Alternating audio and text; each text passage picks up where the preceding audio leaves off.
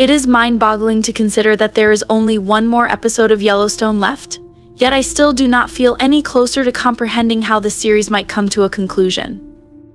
Beth Kelly Riley will most likely go off against Jamie West Bentley in the last episode of Yellowstone, which will air the following week. If that is something that Taylor Sheridan is unable to do for us, then I have no idea what we are doing here. Despite the fact that the standoff between the Dutton family is unavoidable, it is not the conclusion. Many questions remain unanswered by the audience regarding the future of the property. Instead, the episode of Yellowstone that is the second to last one spent its whole length dealing with subplots that were not really significant. While on the ranch, Teeter, played by Jennifer Landon, and the other cowboys expressed their sorrow over the passing of Colby, played by Denham Richards.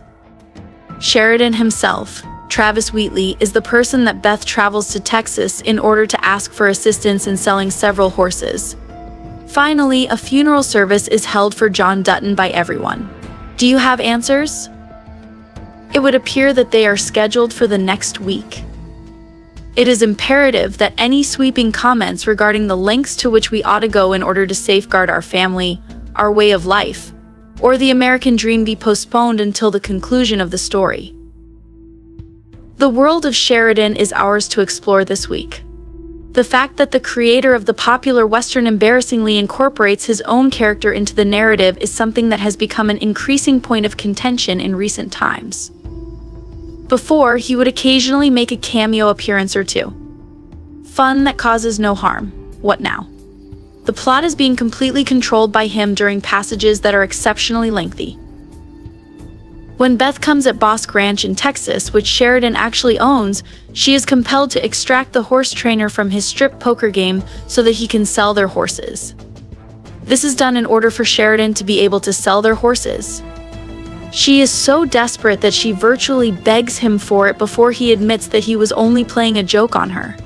Naturally, he will assist the Dutton family because he was the one who created them. After some time has passed, her husband Rip, played by Cole Hauser, relates a story to her about how Sheridan's character took on an entire bar at one point. Furthermore, the author is retracing his steps into the past of each and every person. To his credit, he is able to sell those terrible horses at a reasonable price. But if there are no animals on the ranch, what is it? As for ranches, what would they be without ranchers? The previous week, Teeter's boyfriend Colby was killed by a wild horse by being kicked in the stomach. Teeter has returned from the 6,666 ranch following the tragic event. Walker, played by Ryan Bingham, suggests to Teeter that it's possible that he's still out there doing what he loves. Now he gets to do it for the rest of his life. In addition to being true philosophically, the passing of John Dutton casts a shadow over any kind of burial service that might be held for Colby. The priest continues, "We honor a man who devoted his life to preserving our way of life, and there is no doubt about it." In the same way that we pay tribute to a cowboy who sacrificed his life for the love of the land and the cattle that provides nourishment to your body, both of these characters are equally as significant as the other.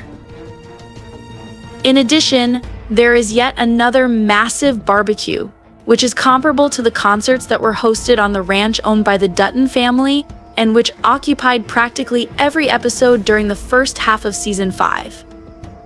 As the party draws to a close, Beth and Teeter depart in order to get drunk and fuck with a bunch of out-of-towners as soon as a man approaches them in the pub.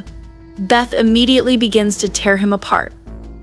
She responds with, "Let me guess, Penn State. You have the appearance of one of those men who chooses a college specifically for the football team."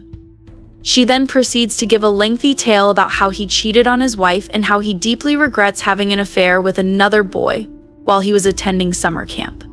Despite the fact that he does not verify any of these tea leaf readings, they take pleasure in bullying others. Recall that Jamie is the father of a son. Because he wants to see his ex-wife for the very last time, he goes to visit her in a state of terror throughout this episode. He is adamant in his conviction that he does not bear any responsibility for the death of his father. He is left with no one else to turn to, so he divulges all of the information that he is aware of regarding Sarah Atwood to his ex-wife. In spite of the fact that he is the Attorney General, she is the one who gives him advice on legal matters. On the other hand, she tells him if she did it, then it died with her all right. Even before he goes, he does not even see the youngster. Over the course of the party, KAYCE, played by Luke Grimes, reveals to Monica, played by KAYCE Bill, that he has a strategy to save the ranch, while Beth and Rip are going to great lengths to sell off sections of it.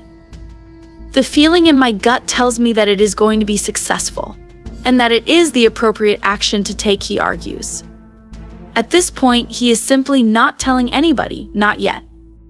In the morning of the following day, he explains some financial theory to Beth. My use of the word money logic just now may have given you the impression that I am not an economist, but this is what KAYCE is hoping to accomplish if you sold an automobile that was originally worth $300,000 for $1 and subsequently registered it. The sales tax would only be calculated based on what the customer bought the car for, not what the car was worth when it was first purchased. I don't know why I didn't think of that, Beth makes a remark. You are more intelligent than you appear to be, younger brother. I am grateful to you. I'm not entirely convinced that I understand. Then, if they sell the ranch for $1, then they won't have to worry about losing a significant amount of money due to being subject to sales tax, right? After that, what happens?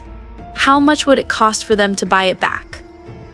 Who is willing to support them financially in this situation? According to KAYCE, he does not want to share his source until he has had a day to make sure. He says, the only way to save this place, and he is right. The phrase, you have to give it away. The viewers will hopefully find out who will save the ranch if they wait until the following week. There is a good chance that Thomas Rainwater Gill Birmingham will be successful because it would give the land back to the indigenous peoples. Since a long time ago, fans have harbored the suspicion that Tate, who was played by Breckin Merrill, would inherit the property and fulfill a version of the prophecy once it was fulfilled. Everything is a possibility. The only thing I can hope for is that Yellowstone viewers will not leave the conclusion feeling even more dissatisfied.